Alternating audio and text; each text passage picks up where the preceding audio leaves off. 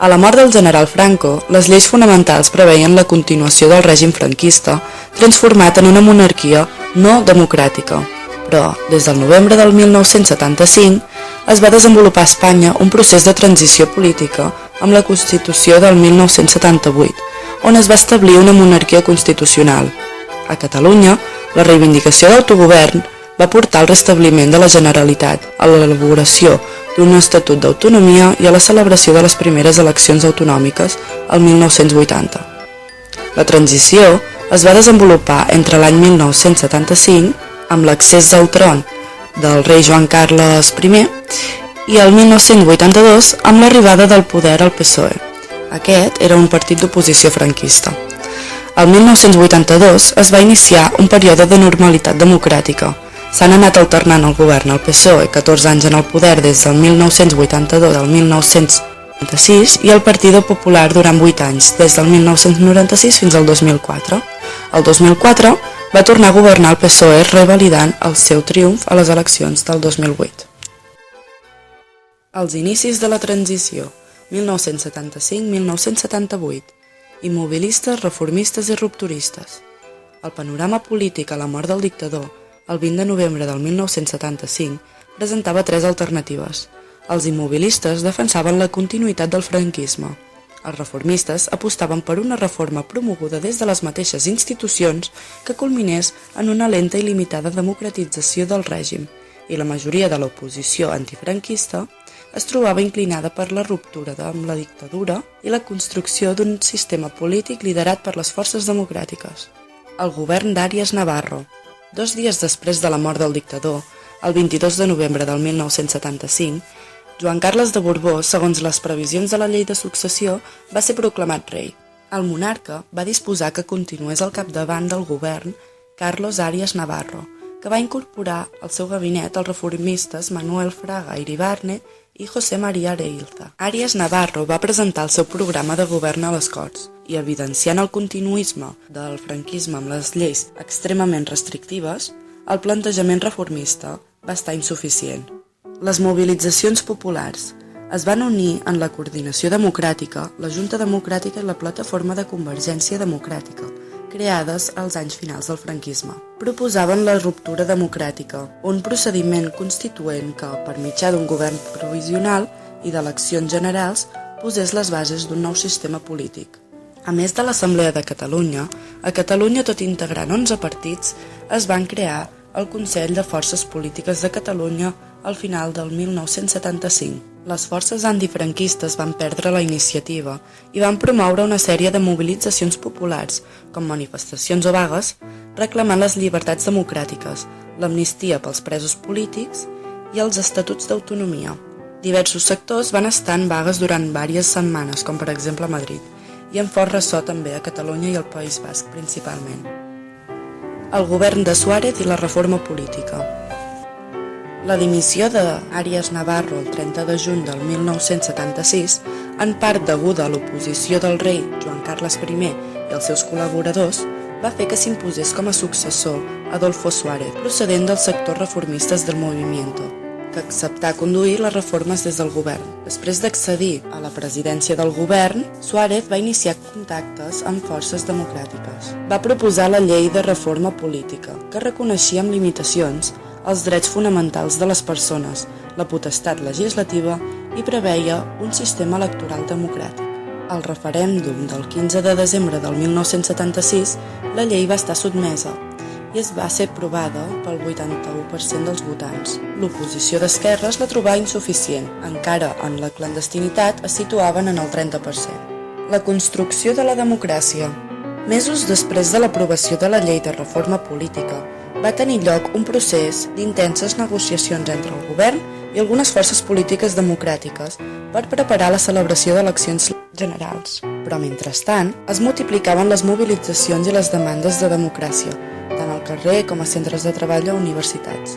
Es va completar el camí vers a la democratització amb una sèrie de decrets que van permetre la llibertat sindical, una amnistia per als delictes polítics comesos durant el franquisme i la legalització dels partits polítics. Alhora, es van anar desmantellant totes les institucions franquistes.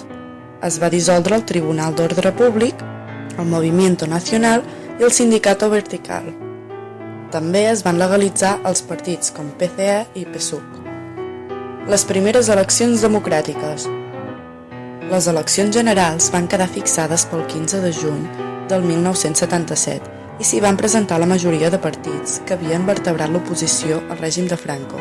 Manuel Fraga Iribarne va crear l'Alianza Popular i des del govern es va constituir la Unión de Centro Democrático, amb Adolfo Suárez com a líder. La jornada electoral es va celebrar amb una normalitat absoluta i amb una alta participació. El triomf va ser per la Unión de Centro Democrático i el PSOE va quedar en segon lloc. Adolfo Suárez va constituir el primer govern democràtic d'Espanya després de la Guerra Civil. Va redactar una Constitució per establir les bases del nou estat democràtic.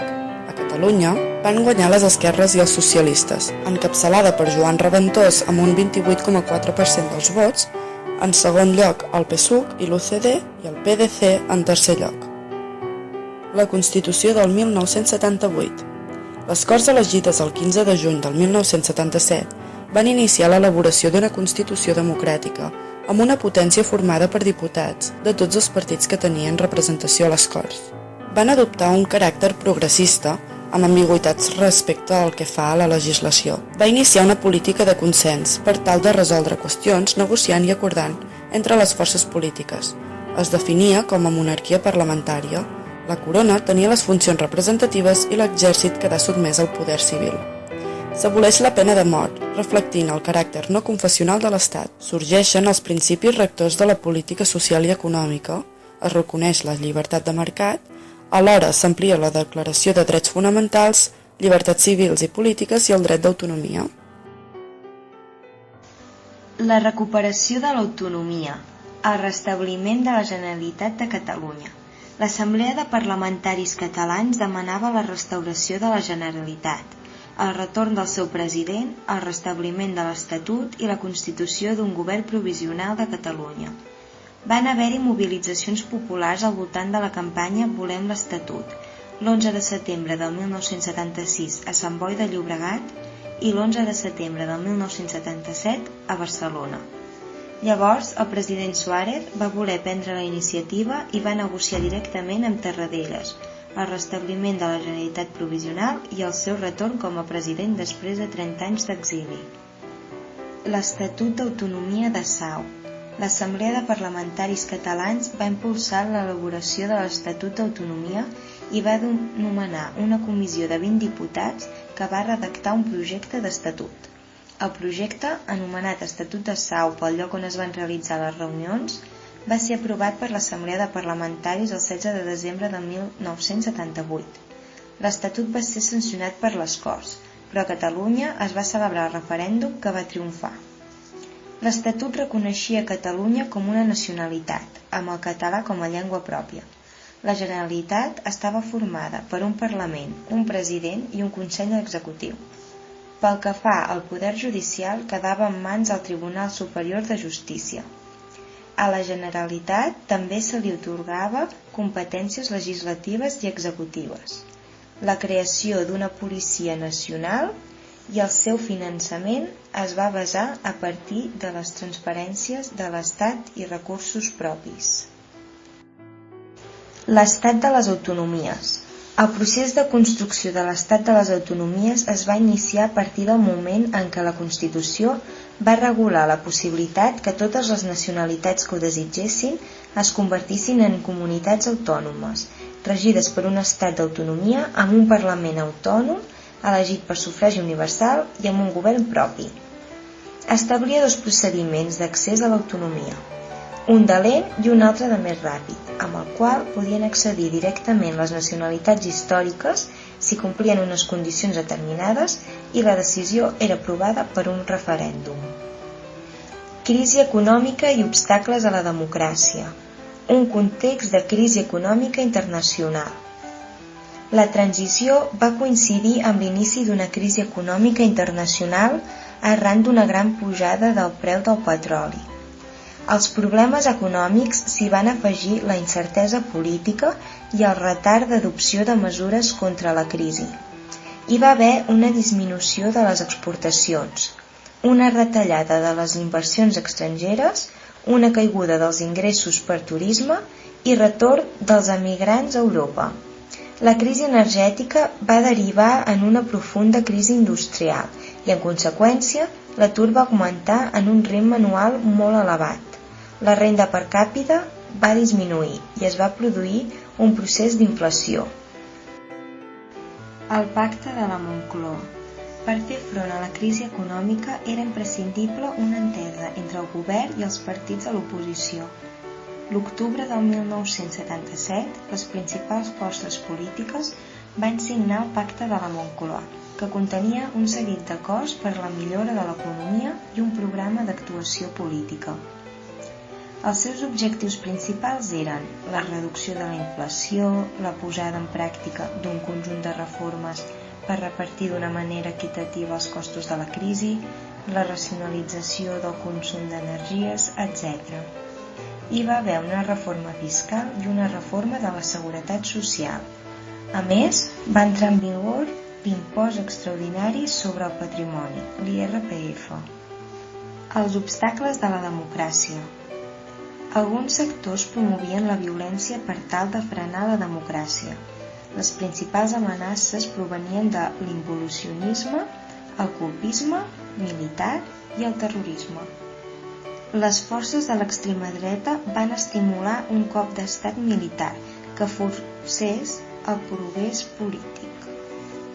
Organitzaren grups violents que van arribar a la formació d'agrupacions de pistolers com els Guerrilleros de Cristo Rei i la AAA. Unes de les seves accions més violentes van ser, com per exemple, l'assassinat de 5 advocats laboristes vinculats al PCE i a les COS, a Madrid, el 1977. El terrorisme d'extrema esquerra també va incrementar les seves actuacions.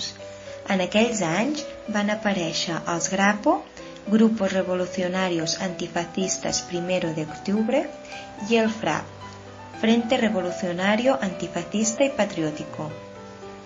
L'activitat terrorista principal provenia d'ETA, que anava en contra de la Constitució del 1978, perquè aquesta no reconeixia el dret d'autodeterminació. Així, l'organització terrorista va emprendre una campanya d'atemptats, com per exemple el del magatzem Hipercor de Barcelona, el 1987, que va causar 21 morts i 45 ferits. Pel que fa a Catalunya, es va crear l'organització independentista Terra Lliure. La consolidació democràtica, 1978-1982, el segon govern de la UCD. Una vegada aprovada la Constitució, Suárez va dissoldre les Corts i es van convocar eleccions legislatives pel març del 1979, que van donar resultats molt similars a les del 1977. El triomf va ser novament per la UCD, presidida per Adolfo Suárez, seguida pel PSOE i a molta distància del PCE. A Catalunya, les forces d'esquerra, PSC i PSUC, van tornar a ser majoritàries. La UCD va formar un nou govern, presidit també per Suárez, i amb minoria parlamentària, que va continuar l'activitat reformista, amb lleis com l'Estatut dels Treballadors del 1980. Als problemes interns s'hi va afegir el seu fracàs relatiu en les primeres eleccions municipals democràtiques, a partir de les quals es van construir nombrosos ajuntaments d'esquerres, sobretot a les ciutats més importants. La crisi de la UCD, la difícil situació econòmica i les accions desestabilitzadores d'ETA van produir una debilitat extrema del govern. Al maig de 1980, el PSOE va presentar a les Corts una moció de censura que l'oposició va perdre per un marge molt escàs. Des d'aquell moment, l'activitat governamental es va paralitzar. Davant el fraccionament de la UCD, Adolfo Suárez va dimitir de la presidència del govern i del partit el 29 de gener de 1981. El cop d'estat del 23F. El 23 de febrer de 1981 Mentre en el Congrés dels Diputats s'estava realitzant la votació d'investidura de Leopoldo Calvo Sotelo com a successor de Suárez a la presidència del govern, un grup de guàrdies civils comandat pel tinent coronel Antonio Tejero va entrar al Congrés, va interrompre la votació per la força i va retenir tots els diputats i el govern sencer. Paral·lelament, el capità general Jaime Milans del Boix va declarar l'estat de guerra a València i va treure les tropes al carrer per imposar un canvi de rumb en la política espanyola. Els objectius dels colpistes eren confusos i segurament no coincidents, però tots compartien la intenció de paralitzar el procés democràtic i d'atorgar a l'exèrcit en un paper rellevant en el govern. El 27 de febrer, un seguit de manifestacions multitudinàries en defensa de la democràcia va recórrer els carrers de les ciutats espanyoles. El declivi de la UCD. 2 dies després de l'intent de cop d'estat, Calvo Sotelo va ser investit nou cap de govern. Pràcticament la seva política no es va diferenciar de la de Suárez. El govern va signar amb les organitzacions empresarials i sindicals l'Acord Nacional d'Ocupació per contribuir des del món laboral a l'estabilitat democràtica després de l'intent colpista. Pel que fa a l'ingrés d'Espanya a l'OTAN, va ser efectiva el 30 de maig del 1982. Adolfo Suárez es va crear el seu propi partit, CDS, Centro Democrático y Social. Finalment, el 1982, es celebraren unes noves eleccions que van donar la victòria al PSOE, la qual cosa posava fi a la transició. Els governs de la democràcia 1982-2008. L'etapa del govern socialista 1982-1996. A les eleccions d'octubre del 1982, el PSOE va obtenir la majoria absoluta. El seu líder, Felipe González, va ser elegit president del govern i va mantenir el seu poder durant 4 legislatures. El 1982, amb un cens de 26,8 milions de votants i amb una participació del 80%, el PSOE va obtenir 10 milions de vots i Alianza Popular la meitat. Per darrere es van situar Convergència i Unió, la UCD i el Partido Comunista d'Espanya. La situació va canviar el 1993, quan el PSOE va haver de cercar el suport en partits nacionalistes per poder governar. A Catalunya, el Partit dels Socialistes va obtenir el triomf, que entrà en crisi degut a les divergències i escissions internes, i el CiU es posicionà en segon lloc. El procés reformista. El canvi socialista es va concretar en un ampli programa de reformes. En elles, lluitar contra la crisi econòmica, racionalitzar les administracions públiques i avançar cap a un estat del benestar. Per reactivar l'economia, es van prendre mesures per garantir l'estabilitat financera, reduir la inflació i estimular la inversió privada. L'ingrés de la CEE va permetre el sanejament financer, però el tancament d'empreses i l'augment d'atur van provocar conflictes laborals importants en el sector metal·lúrgic i en el de les drassanes, com per exemple les de Galícia. Van estar acompanyades de reformes socials, de les quals cal destacar la despenalització de certs supòsits de l'avortament, la reforma educativa amb educació gratuïta fins als 14 anys i que prolongava l'escolarització obligatòria i gratuïta fins als 16. L'any 1983, el Tribunal Constitucional va declarar inconstitucionals 14 articles. Un d'ells, l'aprovació d'una nova llei del procés autonòmic. Pel que fa a la política internacional, el 12 de juny de 1985 es va signar el Tractat d'Adhesió a la CEE i es va fer un referèndum per ratificar l'ingrés d'Espanya a l'OTAN, que va resultar favorable. A l'hora de fer front al colpisme, el govern va reformar l'exèrcit, reduint-ne la plantilla, modernitzant-lo les estructures i subordinant-lo al poder civil. Davant el problema terrorista d'ETA es va signar el Pacte de Jurienia el 1988, que unia totes les forces polítiques democràtiques contra la violència. El desgast del govern. Les reformes econòmiques havien afectat les relacions entre sindicats i el govern. ja que els esforços per la reconversió econòmica havien estat carregats sobretot pels treballadors. Com a resultat, hi va haver una vaga general el 14 de desembre del 1988. Entre 1990 i 1995, el govern va respondre amb una sèrie de mesures socials i laborals. Es va universalitzar l'assistència sanitària gratuïta.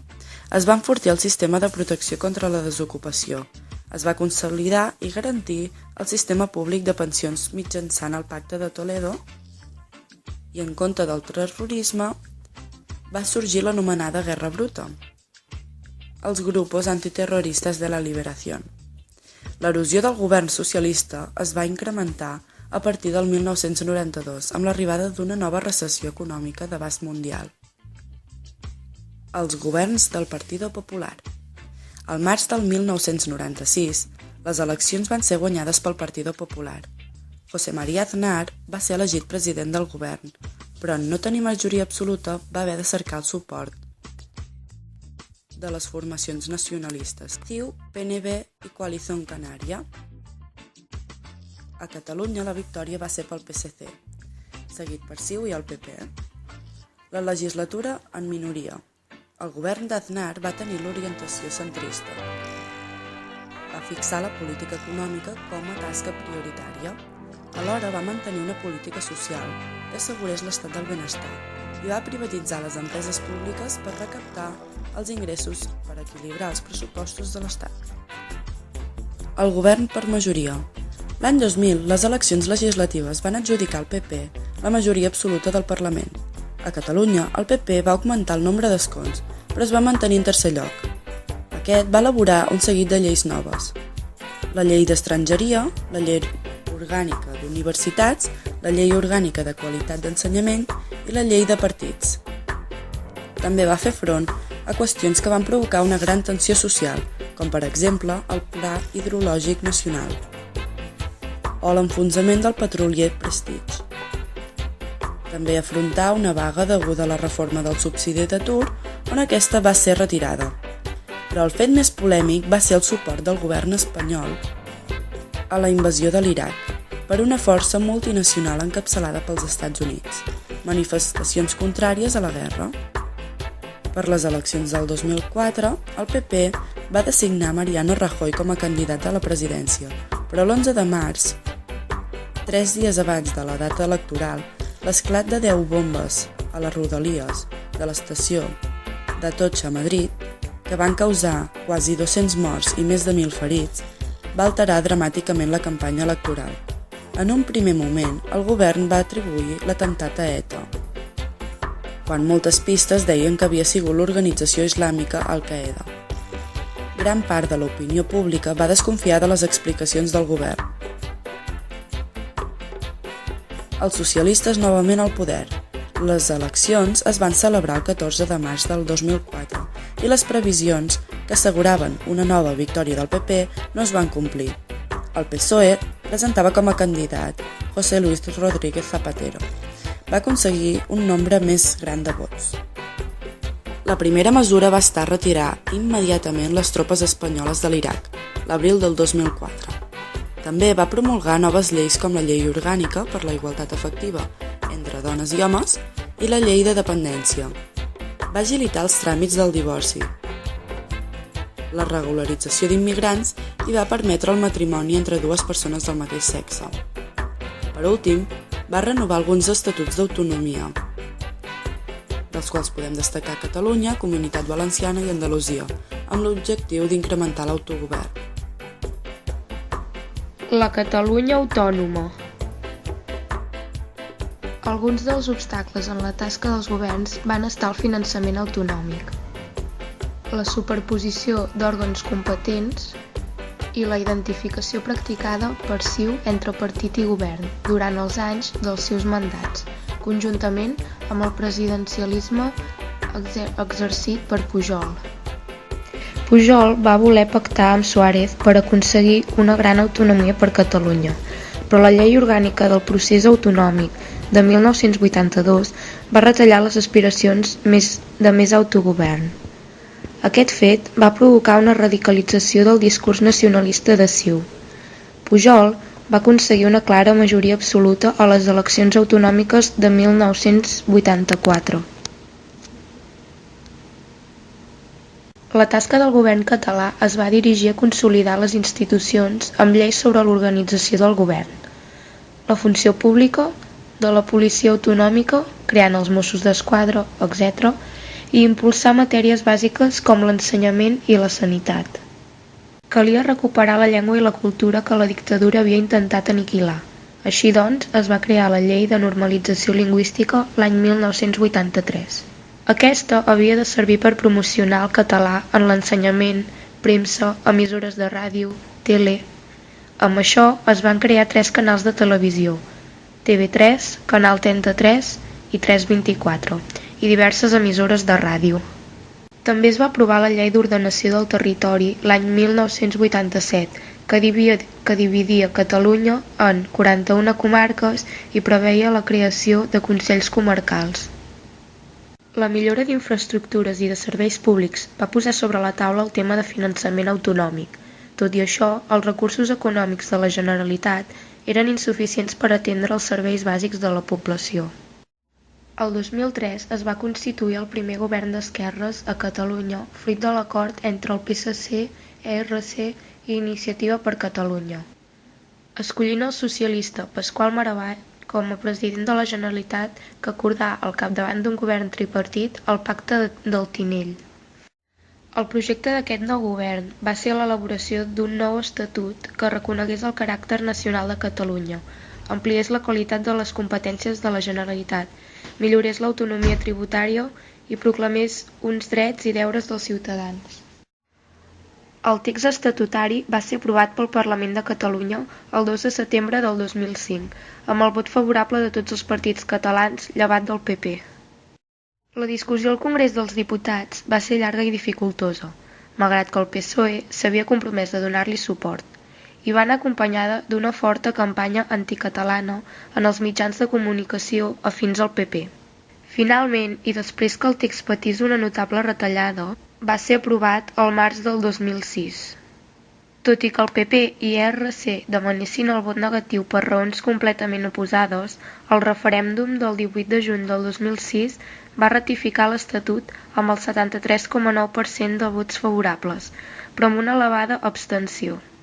El PP va interposar davant el Tribunal Constitucional un recurs d'inconstitucionalitat contra l'Estatut.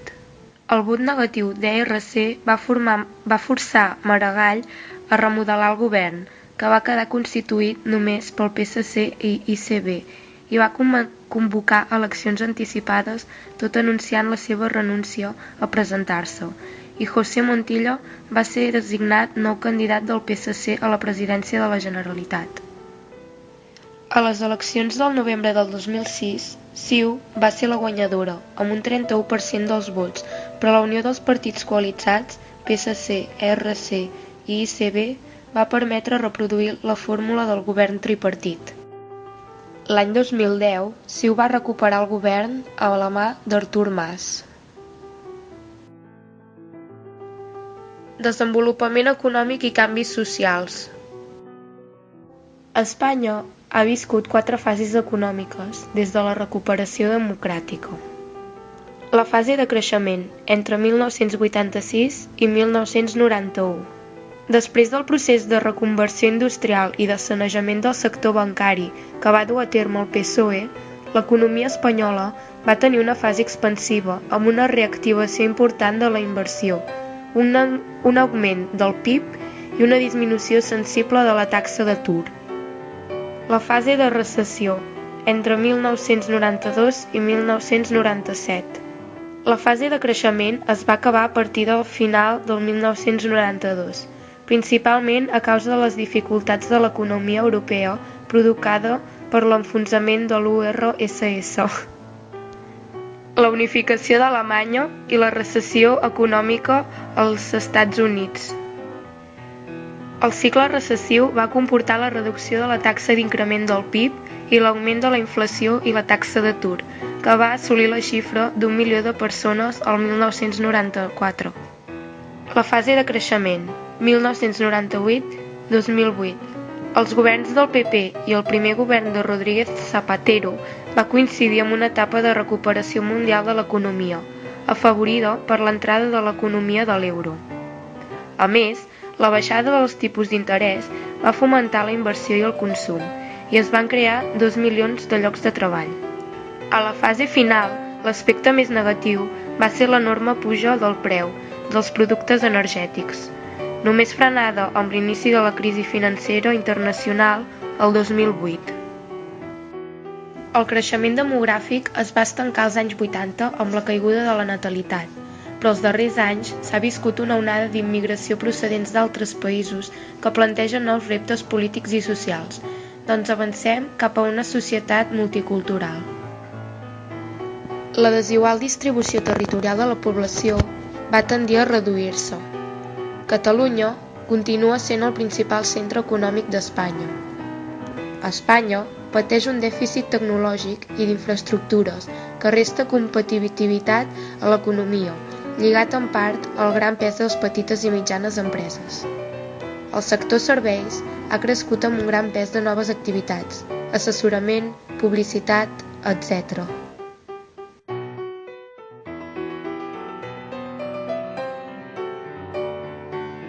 Les reformes en el sector públic i el sistema fiscal, encertades des dels anys 70, van permetre augmentar les prestacions socials públiques: sanitat, educació, accés a l'habitatge, subsidi d'atur, pensions, etc. I van apropar els índexs econòmics espanyols als altres països europeus.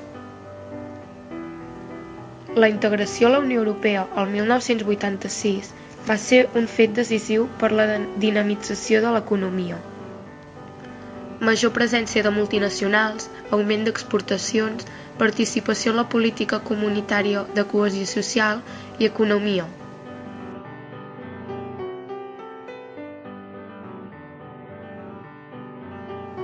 Els reptes comuns a totes les societats desenvolupades no són aliens a l'economia i les societats espanyola i catalana. Globalització, deteriorament del medi ambient, exclusió social, etc. La Constitució i les lleis posteriors van donar pas a una transformació del teixit social i la consolidació dels valors democràtics. Lleis com les del divorci o l'avortament han comportat canvis en els costums privats. A més, la incorporació massiva de les dones al món públic i laboral ha canviat el seu paper social individual. La igualtat és encara més legal que real. El sistema educatiu espanyol ha tingut diferents modificacions com a resultat de les reformes educatives implantades per cadascun dels governs de la democràcia. La reforma més rellevant ha estat l'extensió de l'escolarització obligatòria fins als 16 anys en una via única, ESO, una mesura que ha significat no només un esforç econòmic important, sinó també la incorporació al sistema educatiu de grups o sectors que abans no estaven escolaritzats.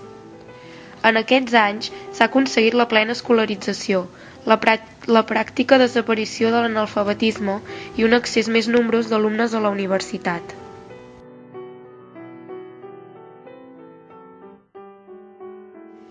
D'altra banda, l'estructura de l'Estat s'ha laïcitzat, un fet que, de vegades, comporta relacions tenses amb la jerarquia de l'Església Catòlica, tant pel que fa al seu finançament amb recursos públics com per la promulgació de lleis contràries a la doctrina catòlica, com el divorci, l'avortament, matrimonis homosexuals. Paral·lelament, la societat espanyola ha passat un procés clar de secularització, perquè molts actes socials importants, com casaments, naixements, enterraments, etc., han anat produint-se cada vegada més al marge de l'Església i han esdevingut només actes civils. L'any 1970 es declaraven no creients el 2% de la població espanyola, mentre que l'any 2008 ho va fer el 26%.